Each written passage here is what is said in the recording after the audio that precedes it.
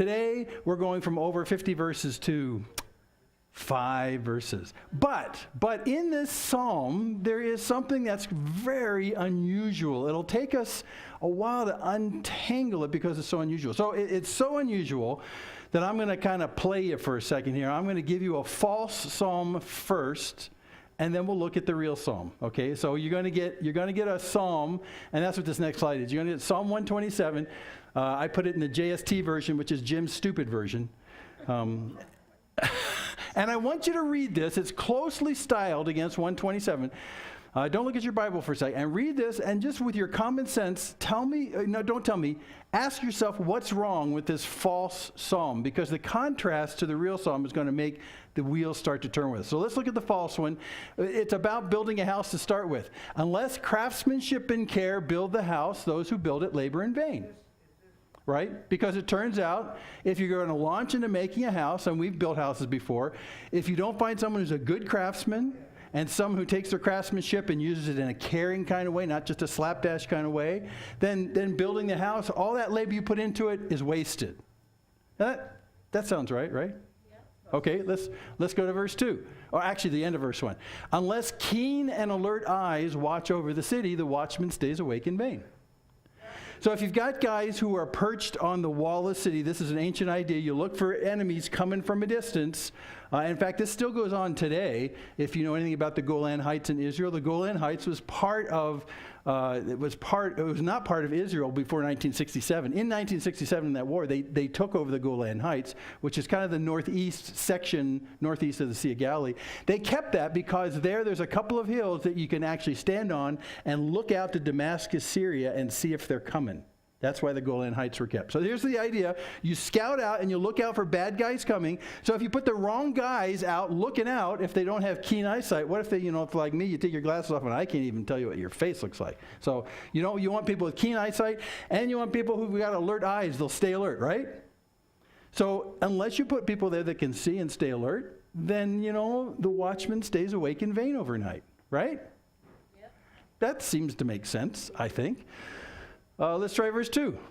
It's praiseworthy that you rise up early and go late to rest, eating the bread of costly toil, for he provides for his family selflessly. Think farmer here, right? So it's actually okay for you if you got to feed your family, and if it's going to cost you, you got to get up early and you got to go to bed late and you got to really work really hard. And instead of moaning and whining and saying, "Oh, woe is me, I wish I could sleep instead," you're providing for your family. So that's a selfless thing, right? That's okay.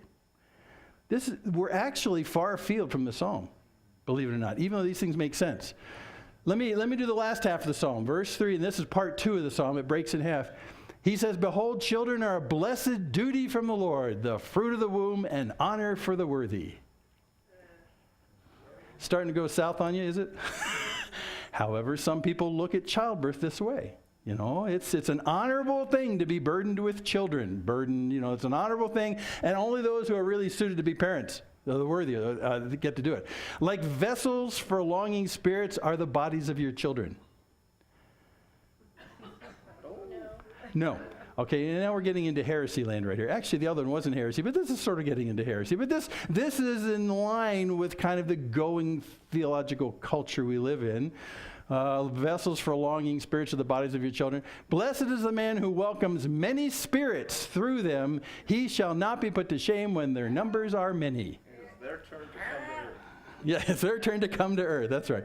Yeah, okay, so we're unapologetically, we're sifting a little bit of LDS doctrine right here. But what I'm trying to get at is that there are differing views about the values of having children. So now we have run far afield. We ran in verse 1 and 2 with what's kind of, okay, and now we're really crazy off. So remember, let's go back and look at the first half again. Here's the first half. Unless craftsmanship and care build the house, those who build it labor in vain. That's actually true. Unless keen and alert eyes watch over the city, the watchman stays awake, late night, in vain. It is praiseworthy that you rise up early, go late to rest, eating the bread of costly toil, for he provides for his family selflessly. This is not the message of Psalm 127. But what's different here is what Psalm 127 says is the what do you want to put it? The factor that makes success most likely. This is what's different. So you see this? Now let's look at real Psalm 127. Watch what he says. It's really surprising. By the way, this is a song of ascents. It's written by Solomon. A song of ascents, there's like a little book in the middle of Psalms of what they call the Psalm of Ascents. And they are songs that everyone thinks they used to sing while they were walking to Jerusalem for the 3 feasts every year. That's probably what it is, but it's a little book in the middle of Psalms. And it's written by Solomon. As far as we know, Solomon only wrote 2 Psalms. So here's Solomon, the son of David, writing. Solomon's known for his wisdom. So this is one of a handful of what we call wisdom psalms. Okay? Now what we read in the false Psalm 127, the Jim Stupid version, is not the wisdom that's here. Look at what he puts here. This is astonishing. Unless the Lord builds the house, those who build it labor in vain. It seems that craftsmanship and care are not the keys to a house being built well. It's the Lord. Now what this introduces is this is a problem we're going to have to work on slowly here. So if I work on a house, how much of the success of the house is based on my work? And how much of it is based on God's work? See what's going on here? Because he says, unless the Lord builds the house, those, that's us, who build it, are wasting their time, labor in vain. And so this is the tension that comes from this wisdom psalm is, how is it that you figure out how you do what you do and how God does what he does, and then we get to a good end? Because what he's saying is if you take God out of the picture, okay, you take God out of the picture, you can put in some great effort and it'll still be vain. So what we got to do before we go too far is understand what this word vain is as well, because this is not the Carly Simon song. You're so vain. You probably think this song is about you. You're so vain. That kind of vain is about me. It's like, ooh, look at me. Right? This is a different word. It's also a different word than we looked at some time back. The vain word that comes from, you remember in Ecclesiastes, vanity, vanity, all is vanity, right? See that? That word actually back there, vanity, vanity, all is vanity, we looked at before, and that's this word for breath. It's like the things that I pursue that I think are rock solid great for me are actually as light as a breath. It's like they're nothing. They go away, another wind comes along, whoosh, they're gone. This is not that word. This is a different kind of word. And this is a very heavy, powerful, sobering word, this vein right here. Let's take a look. We're going to look in a second here. Unless the Lord watches over the city, the watchman stays awake in vain. So you get the right guys that have binoculars and eyes and can stay awake at night. Unless the Lord is the one that's doing it, what they do will end up in vanity. And then thirdly, it's vain that you rise up early and go late to rest, eating the bread of anxious toil, for he gives to his beloved sleep, or in their sleep. So here, what he starts off with is we are all engaged doing stuff, but he says the key factor is if you're doing stuff, it'll end up in nothing unless the Lord's doing stuff.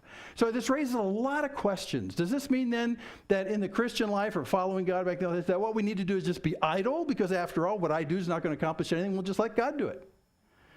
No, because none of these verses says, get out of the way, let God do it. It says, while you're doing this, he has to be doing it. See, so there's this conundrum. Where does God's efforts factor into all that? How does that work? And we'll talk more about that because that's really the central kind of perplexing issue in the entire psalm. Because he says, look, you can build it, but it's actually the Lord that builds it. You can watch, but it's actually the Lord that watches. You can get up early and do your farming, but he's the one that gives to you. So how does this work together? So I promised you we looked at the vain thing because it comes up through all of these things. It's vain, it's vain, it's vain. You do it in vain, vain, vain, vain, vain. So let's find out what vain is. There's that word right there. It's this word shav, and it basically means emptiness, uselessness, ruin. It's not just the breath, the lightweight vanity from Ecclesiastes. It's not that at all. It's actually the state of zero. The state of zero. It's ruin. It's a destination that has nothing in it, is what he's saying. So listen to what he's saying. Just retranslate that first verse. Unless the Lord builds the house, those who build it labor to ruin. I mean, that's harsh. That's really, really harsh. It's like whatever I do won't amount to anything unless somehow God, in a way that I don't understand yet, unless God is also involved in the process, my efforts don't by themselves, apart from God, accomplish nothing. See what he's saying? And this word has a spooky cousin. The word right next to it in the Hebrew lexicon for this word is it's actually written exactly the same, but it has a different vowel. I'll show you in a second. Here's how it's used so you can get the idea. For instance, in Job says, let him not trust in emptiness. Shav. Emptiness. Deceiving himself, for emptiness will be his payment. So you see the end is this fact that it's a zero. There's nothing there. That's how Shav's used there. Another place Shav is used. Lamentations, written by the prophet Jeremiah. Your prophets have seen for you Shav. False. That is false in terms of they've seen for you something that's false and is ruinous and has no value to it at all. So it's a zero. Your prophets have seen zeros and deceptive visions. They have not exposed your iniquity to restore your fortunes, but have seen for you oracles that are zeros, false zeros, and misleading. So this word shav is really all about the fact that not only is it a zero in terms of the end, but many times falsehoods bring you to that zero. You know, it's like telling somebody, listen, I got a good tip for you. You know, you need to put your money on this horse and this race on this thing, right? And you put your all money on that, and at the end you got zero. The falsehood of the tip leads you to zero because there's no substance to what they told you. The falsehood has nothing in it. So that idea is part of this as well. This falsehood that leads to zero. Deuteronomy 5, and you shall not bear false witness against your neighbor. Well, isn't that lying? Why is that shav? Well, because what you're doing is you're telling people that your neighbor is a zero and they're ruinous. So it's not just talking bad, it's not just lying about your neighbor. It's actually in your lies and your falsehoods bringing their reputation to a zero, to a ruin. It's ruinous. So that's what this idea, it's ruinous is what it is. And then to kind of trigger your thinking, since you've seen 3 Old Testament passages, check this one out. It's part of the 10 Commandments. You shall not take the name of the Lord your God in shav. What? For the Lord will not hold him guiltless who takes his name in shav. There's been a lot of comments about what is taking the name of the Lord in vain, but now we know this word in vain is this word shav, which means ruinous, zero, destruction, nothing is there. So what does it mean to take the name of the Lord to ruin? Well, what he's talking about is when you associate yourself with this same God, thinking you'll get some advantage from this God by associating your name, but in doing so, you're not really part of God's plan, part of the kingdom. You are actually trying to use his name, and it will end for you in ruin, destruction. It's a very powerful word, very powerful word. Let me show you its evil cousin. It's this word right here. Whoops. Show instead of shav. It's actually written the same way because, you know, consonants are the only things that are officially part of the Hebrew alphabet. Vowels are not. Now, by the 900 AD, they added vowel markings, which is those little dots you see around the Hebrew words. Those actually are vowel indicators. So if you change shav into show, so it actually, everyone agrees, it comes from this word show. What is it? Devastation, waste, desolation. It's really bad. It is super bad. It means nothing is left. What was there is gone. It's desolate. So this is not just vanity of vanities from Ecclesiastes, which is the breath idea. This is actually vain in the terms of the sense that the end of what you're doing will end in ruin, destruction, desolation. This word show is used in modern Hebrew in a very popular way. When you talk about the Holocaust to Jews is called Shoah. That's that same word show, destruction. Desolation. By the way, as an aside, most Jews prefer the word Shoah instead of Holocaust because Holocaust has a word background that when you take it apart means total burned. Holocaust is what it means, total burned. So, and as a result, it has been applied over the years of in Judaism, Old Judaism, into talking about the sacrifices that were brought to the temple that had to be fully burned. And so when a Jew hears Holocaust, they'll say, no, I'm sorry, the Shoah was not about a complete sacrifice. It was not. So many Jews will say, no, let's not use the word Holocaust, let's use the word Shoah. Because Shoah in the Hebrew is the strongest word you can think of that means desolation and destruction and ruin and waste. So, just as an aside, if you have Jewish friends, refer to the Holocaust as the Shoah, because it's the most powerful, destructive, ruinous word you can think of in the entire Old Testament. Sure. And that's where this word shav comes from. So unless the Lord builds the house, those who build it end in emptiness, uselessness, ruin, devastation, waste, and desolation. Which seems like a really bad return on my efforts. Doesn't that seem really unfair? But Solomon, in writing the psalm, is trying to make an extraordinarily powerful point. You can put all the effort you have in yourself into something, but if you don't have the Lord in that process, it's ruin. We need to let this soak in for a second, because this truth is just astonishing. And see how he uses it? Unless the watchman watches, this is the defense forces. Unless they watch over the city, the watchman, by his efforts alone, without God, will guarantee that the end will be ruin. And then lastly, this farmer idea, the farmer idea. You know, you do all this effort to get up early, you work late into the night, you know, when the sun goes down, you're doing all this stuff, all this hard work, this anxious toil, and yet he says, listen, you're actually robbing yourself of a great gift from God that happens when you're sleeping. So the anxious toil is not going to guarantee people are going to eat. This has lots of echoes back to the Beatitudes, actually not the Beatitudes, this is the Sermon on the Mount, where Jesus basically says, you know, seek first his kingdom and his righteousness, and all this stuff will be added. But you can, in your life, concern yourself with all of these things. And the last of the three really illustrates it well. It's about a farmer saying, you know what, I got to feed my family, and there's harsh situations here, and I don't know if it's going to rain, and I don't know if the locusts are going to come. So what I need to do is get up really, really early, work as hard as possible all through the day, and even work into the night possibly, because my anxiety is telling me if I don't put in 110, my family will die. And he's saying that's anxious toil. You see that? That's worried that it sounds like you're thinking that you're all alone when it comes to feeding your family. And what Solomon is trying to say is you're not.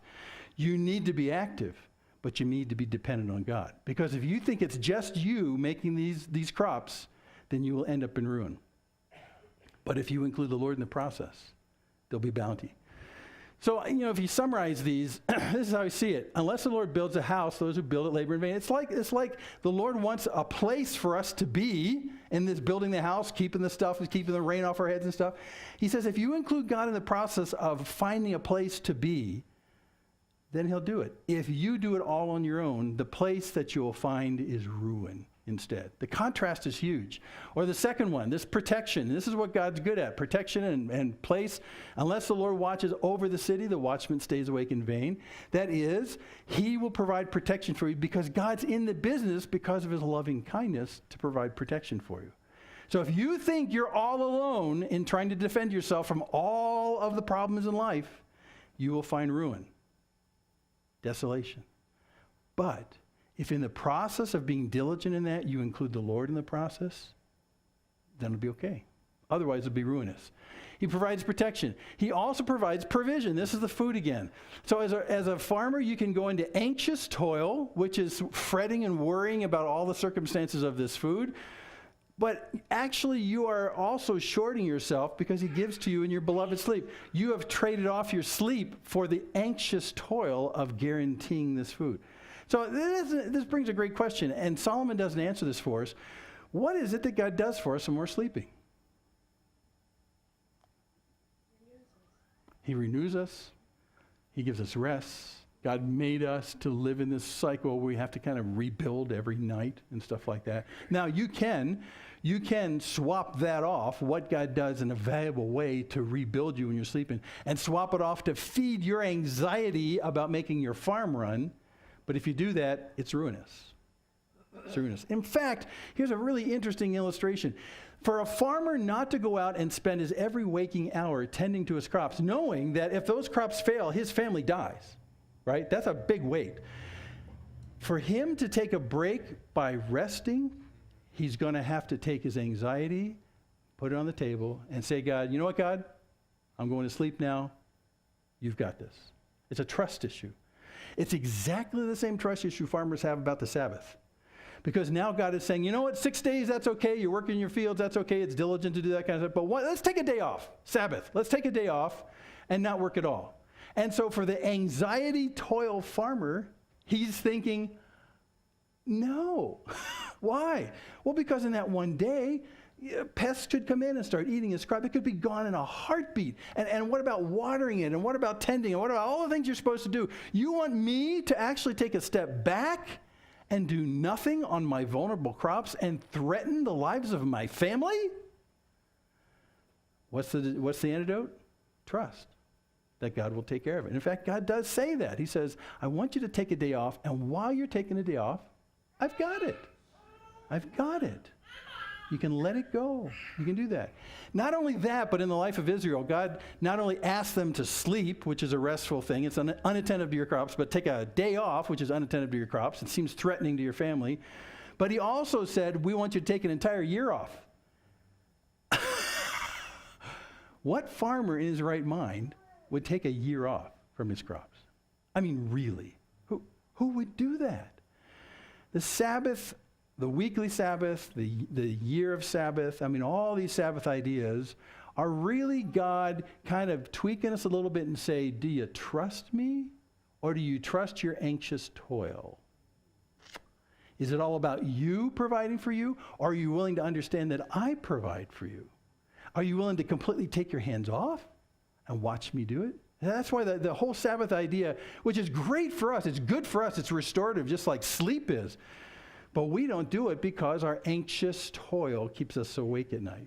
So the issue is, if you really want to find rest, and we're singing about rest this morning, is to take those valid concerns and to place them before God and say, God, my body needs rest. You've asked me to rest. I'm resting. I'm trusting you've got this. I'm not being cavalier with the future of my family who aren't going to eat because of this. I'm actually giving my responsibility to feed my family for this short term to you, and I can leave that with you.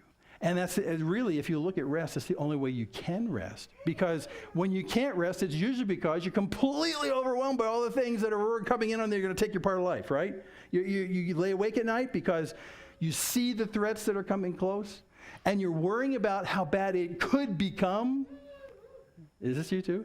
You know, when you're worrying, you create the most apocalyptic versions of what could happen. I mean, you say, well, not only that, but this could happen. And if this happens, oh no, life is over, right? Does your mind do this?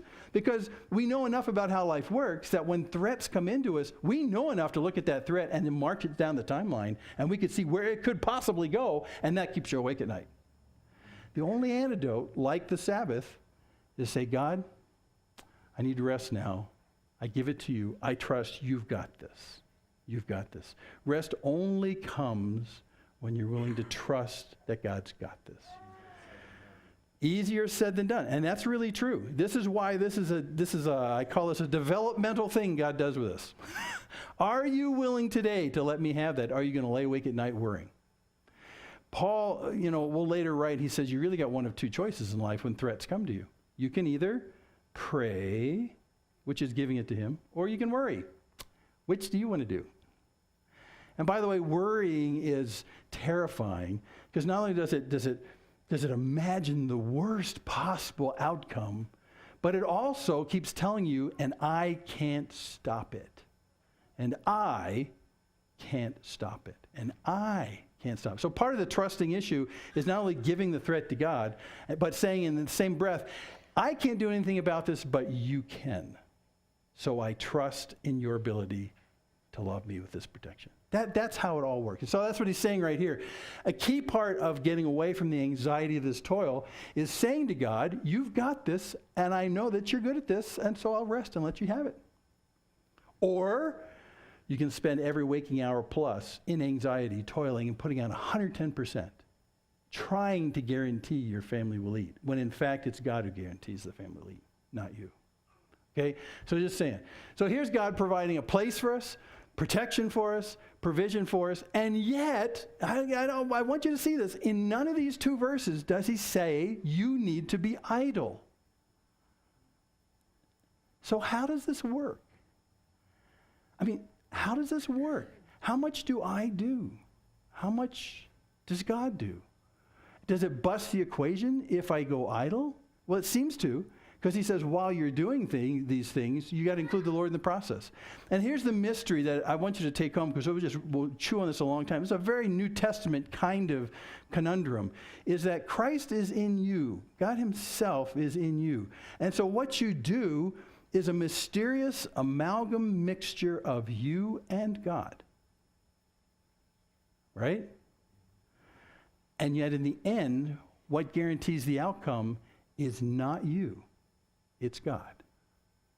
So there is this thing in which God, in his wisdom as our creator, says, I want you to walk through life not trying to supplant me by doing it yourself. I want you to walk through life not being idle by saying, let God do it. I want you to do what I would do in that circumstance, and we will do it together. And the outcome will be guaranteed not by your diligence, but by God. Now, how does that work? Well, I got to stand here today and tell you, I don't know. I mean, really, this is just a fascinating conundrum. But Solomon 3,000 years ago said, listen, I got to tell you the truth. This is the guy who's in charge of the entire nation of Israel. He sees cause and effect. He sees diligence. He sees what God does. And he's saying, if you're going to set about and build a house and leave God out of it, what you're building is going to be ruinous. If you're going to set out and try and protect yourself from all the nasty guys in the world, and you don't include God in it, it will be ruinous. If you think that by working harder and harder and harder and harder and harder and applying yourself with greater and greater diligence and sacrifice to your own rest, that somehow that's going to guarantee food, it's not going to be true. It'll be ruinous. You must include God in every portion of what you do, and then he will guarantee it won't be shav. I don't know how that works. But the king of Israel, Solomon, understood it. If you go back to the kingdom of Israel like that again, when Solomon was king, Solomon's the son of David. When Solomon was king, Israel, at the beginning of his reign, was in a golden era. It was just a shining example around the world of someone doing it as a country right.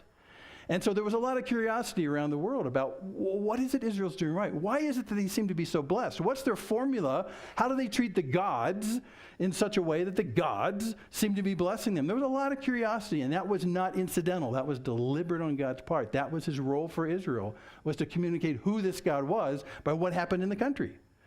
And so we know that visitors came from outside the country to come in. They did kind of tours of the country and said, gosh, what are you guys doing, right? And the Queen of Sheba came and said, famous quote, she said, she looked around, she got the tour. She said, you know what? I have not been told the half of it. But what was glorifying was that it was God who did it. And so that's why Solomon's saying right here, don't make any mistake. Look around and see how prosperous our country is. This is not the sum total of the diligence of our farmers. Look at our protection and the fact that we're not invaded. It has nothing to do with our watchmen on the walls. It has everything to do with God, the God of Abraham, Isaac, and Jacob. He does this. Do we still man the walls? Well, yeah. Do we still, do the crops? Yeah. Do we still build our homes? Yeah. But we do it with God, and God is the one that brings the increase, not us. In a sense, this is a tutorial in life of walking alongside God and doing what he would do and being taught by him on our good and bad choices until he finally overcomes and gets to where we need to be. This is your life as a Christian right now, is walking with him, not instead of him. A lot of people will say the Bible is this book that tells you what you're supposed to be doing. It's a manual. It's got 43,000 lists of things you're supposed to do. And if you all by yourself do those things, you'll be a happy person. Well, that's a totally wrong idea of the Bible. It's not like that at all. At all. It's not like that at all. The Bible is all about walking with God in the process of living life. And in walking with God, learning more and more about the heart of God. That's really all it is. It's very simple. So this idea is a very New Testament idea. God is because he's our Father, he's in the business of giving us a place to stay, of providing protection for us and provision. And we are engaged in that process with him. We're not idle, but don't make any mistake.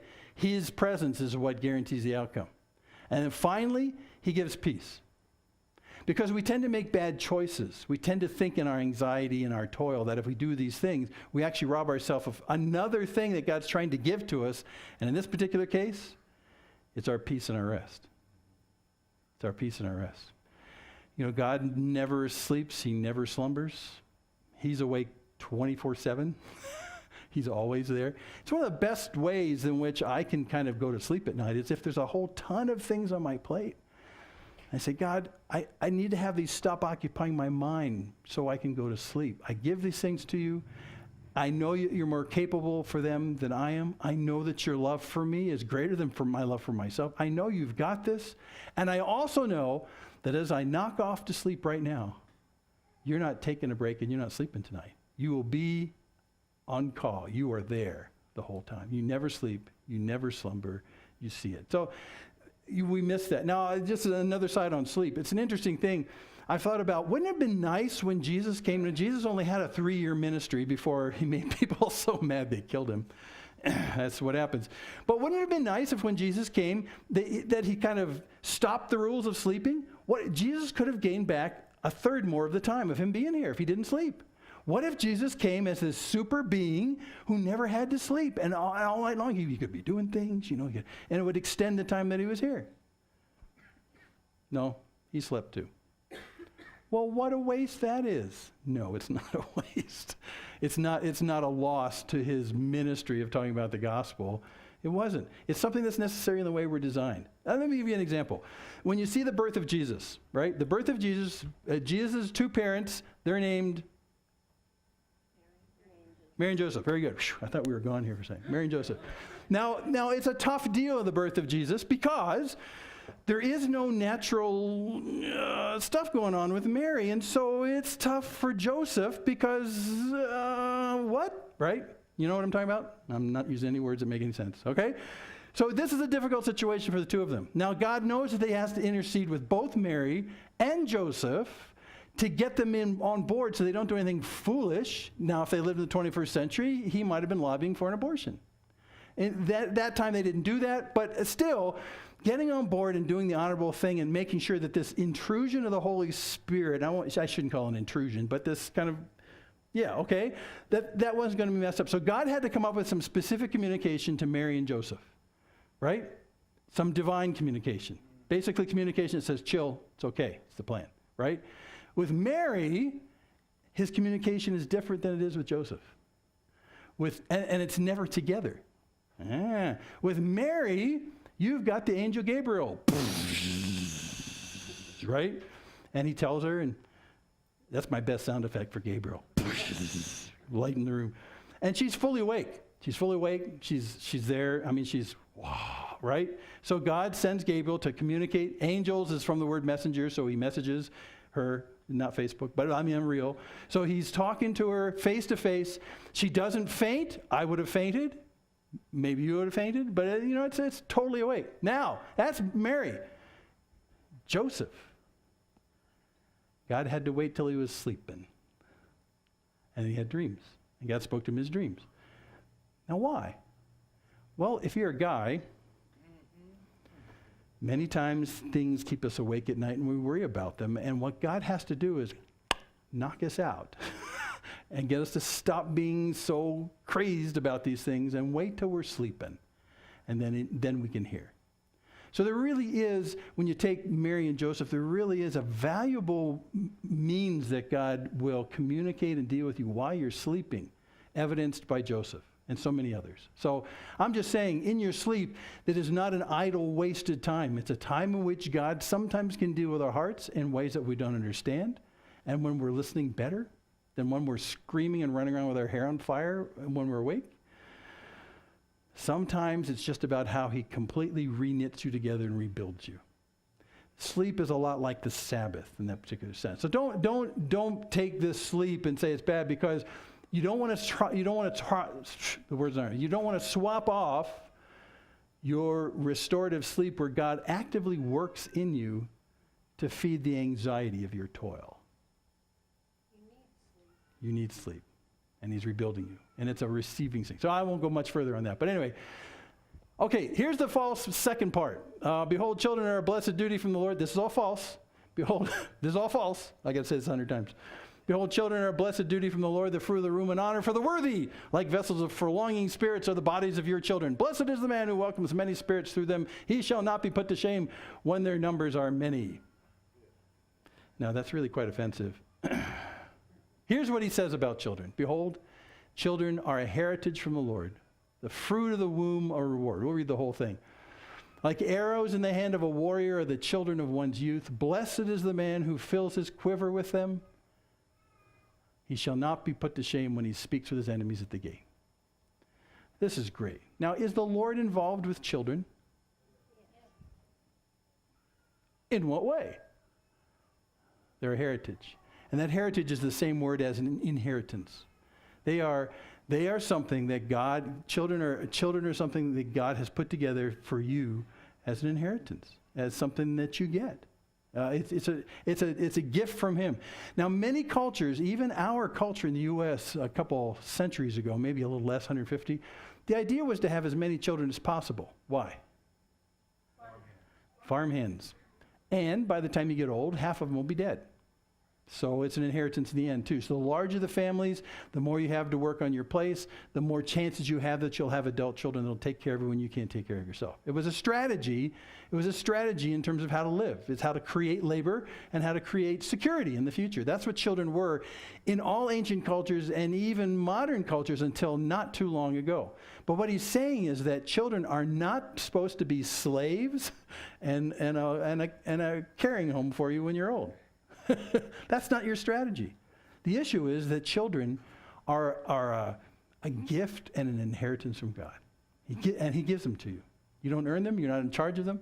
In fact, they're the fruit of the womb. They're actually a reward. And this right here, I don't know if that's a good translation, but it means just the natural outcome of how God has made us. That word is used many times for wages instead of reward. It's like a payback in that sense. In a way, he's saying that if you have children and you invest in them, it's not a waste. They actually pay back to you in social reasons. So that's what he's saying right there. What is this verse for? Arrows in the hand of a warrior and the children of one's youth. Hope your quiver is full of them. Arrows? Okay, let's all be soldiers. And you're an archer, right? And you're in the middle of the battle. Oh no, I'm out of arrows. Well, this is the reserve in a sense. He's saying this is like storing up something that you'll need in a while, is what it is. And that's what he's talking about with children as well. In a way, children are someone that you'll need in a while too. You know, when you take care of them, there's a time where it switches and they start taking care of you. There's some of that going on. That's what arrows are, like a provision for the future. They're part of your future is what he's saying. They're arrows. It doesn't mean that they're meant to be military things. Or what it is. And in fact, if you look at this, there's several ways to look at this. One of the best ways is to look at as an arrow, as something that you pull back now and you shoot into the future, and then there it is. In a sense, you launch children, and they're there in the future. So there's a lot of these ideas that he's putting into here. Or you just release them. Right. You just release them.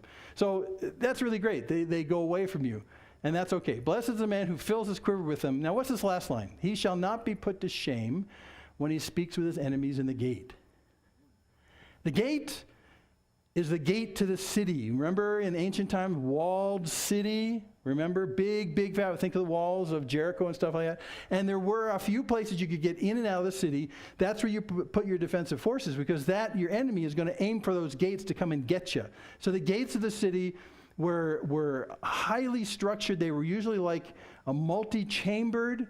As you went into the city, they weren't just gates. They were actually a building that had multiple chambers and passageways, so that if someone did come in through the outside gate, they would still have to go past these chambers inside, many times 6 deep. And as you went past these chambers, guess who's waiting for you on the left and right of the chambers? The defense guys. So it was a defensive structure. Well, it was such a well-designed structure. The ancients did this a lot. You'll see a lot of interesting commonality in how the gates were built, so you could defend in a multiple fashion, that they became some of the best civic structures in the city. In the entire Old Testament and into the New, when they talk about doing business in town, you did business in the gates because it was the best structure in town. It had lots of rooms, and you could put all the guys there. And so if you had an issue that you wanted to deal with, you go to the elders who are at the gate, just because it's a great civic structure that had lots of rooms. Many times they were 2 floors. And the top floors were principally meant to hold archers, so you could shoot out to the guys on the outside and shoot the guys once they got on the inside. But the upstairs also had rooms. It was like a civic center. So the gates were like a civic center is what they were. So here's what he's saying. What happens when you speak with your enemies in the gate? What's that all about? Well, many times it's about an enemy coming, and enemies would do a little parlay, as they say in French. They would come first not with a white flag, but to say, listen, let's talk about this before we destroy you. And they would come to the gate, and you'd sit down inside the gate, and you'd make a deal. You'd say, listen, if you decide not to fight us and let us into your city, all we're going to do is take half of your grain stores, and then we'll leave. What do you say? So you'd make deals. You'd make deals in the gate. Now, if you didn't like those deals, you'd say, I'm sorry, I don't want that. You'd push them back outside. You'd close the gate. You'd put archers and swordsmen in all those rooms in the gate, and you get ready for a fight. But this was a place of intimidation. This was a place where you made deals with the people who didn't want you to have a future. So what happens later in life when your boys grow up to be strapping 6'5", 250-pound brutes that have swords as long as your leg? It would be nice to go to the gate with your boys when the threats come from your enemies and say, what are you doing here? You want to make a deal? Sorry, can't. Look at my boys. Look at my boys. So this is really what he's talking about. These larger families, these gifts, these inheritance from God. You won't be put to shame when you come to the gate and your enemies want to take you over and make a deal. You can stand with these ones, this heritage from God that he's given to you, and you can stand together and say, I don't think so. I don't think so. So it's a real show of power and solidity. It would be a different thing if they came to the gate and all they found was old men who didn't have any kids. No deals. There are no deals here.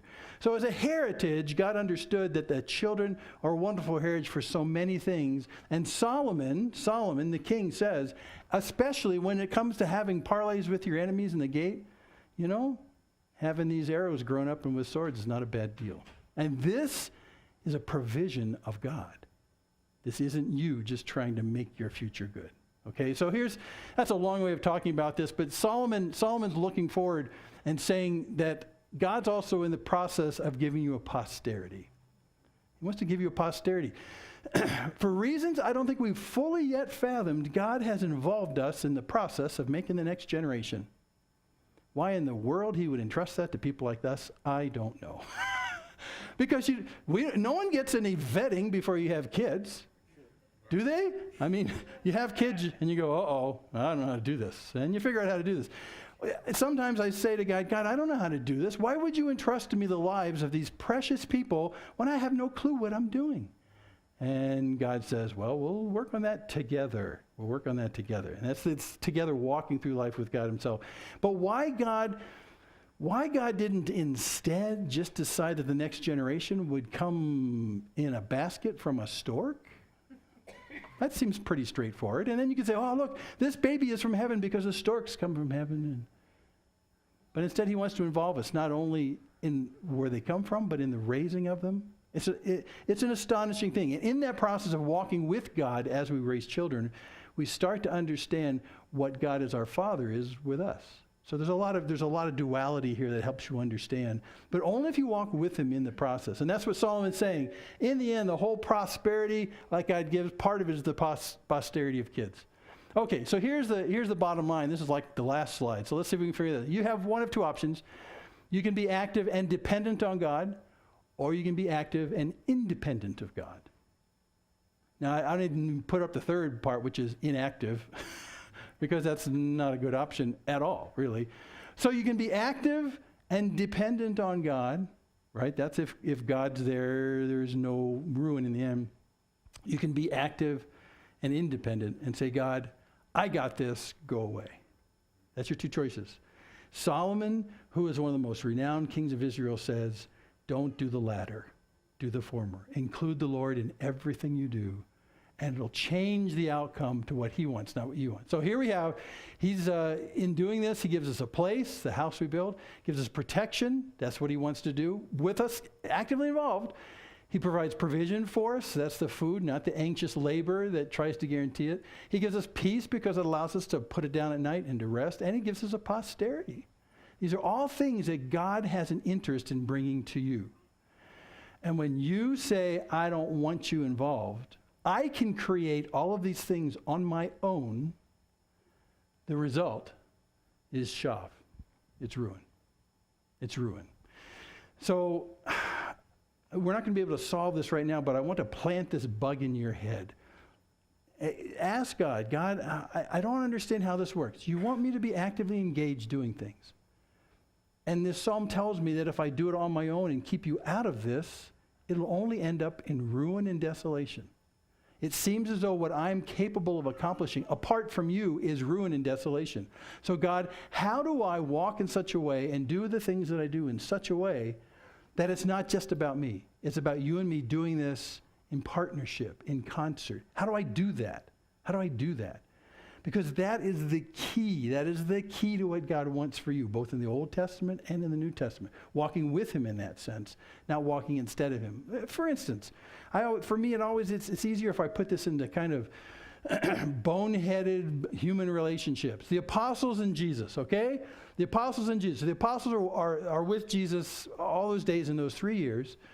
And I don't know of a single time where they went to a village or something was going down where someone like Peter, let's vote Peter into this, where Peter steps up and says, Jesus, we don't need you today, I've got this. Right? Does he ever do that? Well, no, because we understand that the success of whatever God has in plan for that day is based on the presence of Jesus and not you trying to do it instead. John does not wake up a couple weeks later and say, Jesus, I've watched you in every context where you heal. I think I can do this. So why don't you go take a rest today and I'll do this instead? No. Now, when they are effective, they're doing it with Jesus, not instead of Jesus. See that? But they are still active. They are still active, but they're doing it with Jesus. I mean, we make the biggest mistake in our Christian lives when we try and do for him what he can only do through us. But we are still active in the process. See that? So ask God as you leave here today. God, I'll read this psalm again. You know, unless the Lord is the builder of the house, those who build it labor in vain. They labor to ruin. God, so what do I do and what do you do? How do we do this in concert together? How do we walk life together? Because God, I don't want this to be just the sum total of my best efforts. I want this to be you and you alone. You and you alone. But I'm still active. See the conundrum? I'm still active. Solomon, as king and responsible for the entire nation of Israel, realized that he could mobilize a massive army to bring protection and provision even for what's going on. But he realized that no matter what I do, no matter how many people I put on the wall watching, no matter how big my army is, I can be diligent, I can be cutting edge, I can be modern in everything I do, but in the end, it'll be ruin. Without God. Without God. Again, it's one of the prime reasons why when God came to David, after David had numbered his troops, how big is our army? Someone count up our army, right? God comes to him and says, what are you doing? This is Jim's vernacular. This is Jim's stupid translation. What are you doing? The number of your troops has nothing to do with the success of these ventures for your army. Nothing.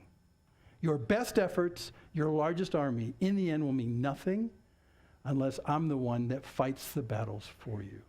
So we shouldn't have an army? No, I want you to have an army. But I want your army to work in concert with me, and then everything will change. Now, this is, from Genesis to Revelation, this is the key. Our lives walked with the Lord, trusting in him for the outcomes, and yet you are still active, kind of as an apprentice to the king. So again, God, how do I do this? I don't want to be presumptive. I don't want to think that if I do better today, it'll guarantee a result tomorrow. I'll be diligent. I'll do what you've given me the ability to do. But I don't want to cross the line, Lord, where I say, hey, look what I've done. Look what I've created. Look what I'm responsible for. Because in the end, you can't take any credit for that.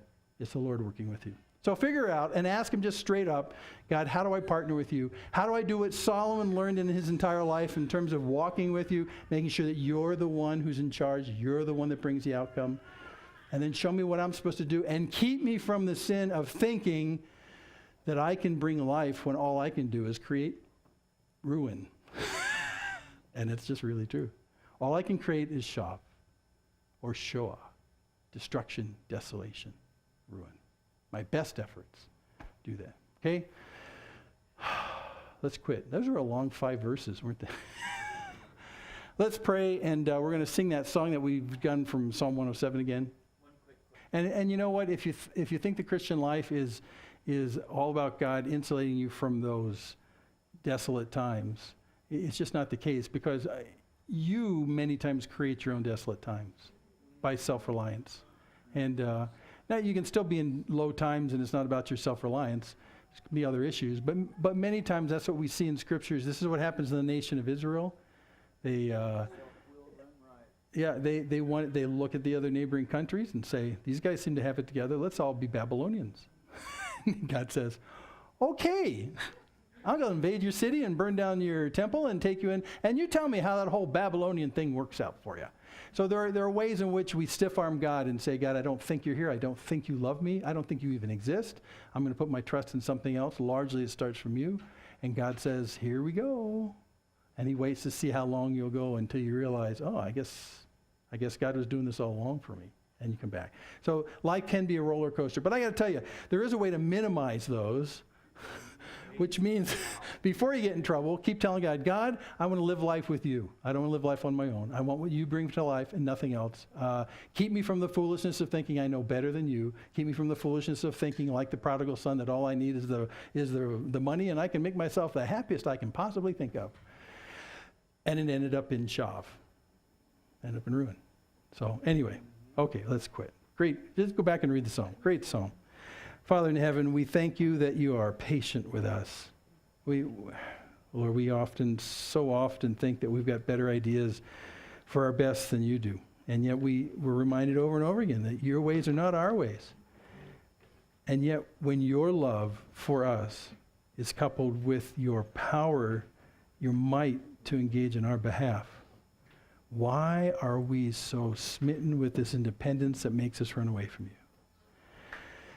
Lord, I pray for those here too, who are here, maybe even watching, that are in one of these very low places, maybe even a self-created low place. And Lord, I pray that you would continue to reveal yourself as the giver of all good things, that there's no one good but you, that you're the one who delights in giving to us life and breath, that you are not disengaged in our lives, that you are actively engaged, but you wait for us to walk with you. And so, Lord, also as we walk away from here, I pray you'd give us an understanding about what is this partnership thing all about? How can we be active but not be arrogant about the outcome? How can we be active partners with you in what you're about around us and in us? How does that work? And Lord, we are humbled by the fact that Solomon, who had all these resources of Israel, where everything was working so good, where the riches were so huge, who told us from 3,000 years ago, be careful, because if you build this by yourself, it'll end in ruin. The Lord builds, and he's the one that makes it happen. So Lord, remind our hearts of your nearness and your loving kindness and your great desire to walk with us in life and to engage us in all the activeness of good that you bring to where you take us. So thanks for this now in Jesus' name. Amen.